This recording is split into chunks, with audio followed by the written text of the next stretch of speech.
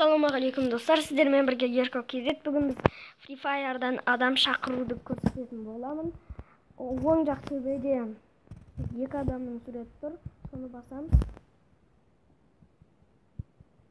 Соны басамыз. Басқаннан соң, яқта сол жақта Давид деп тұр. Соған кіреміз.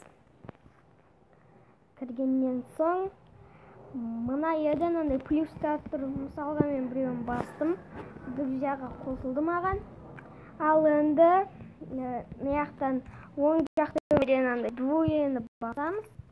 Басқаннан соң сол двоенің астында приглашает дегенді басамыз. Сосын мысалға мынандай нелер друзьяларым шығады. Менде друзья көп. Сосын сол адамдардың мынандай сол жағында плюс тұрады, соны басамыз. Ал менің друзьямда ешкім ойнап атқан жоқ қазір. Міне. Оң жағында плюс тұрады. Сол плюсты басқан кезде ол шақырылады.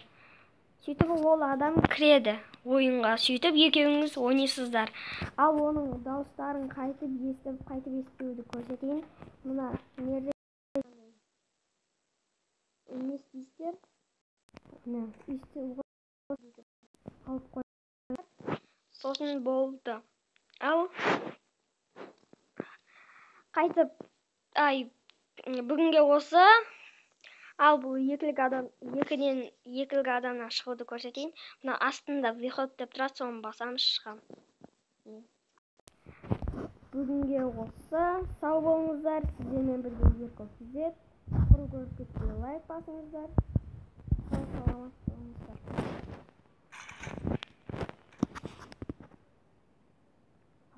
Сау болыңыздар достар.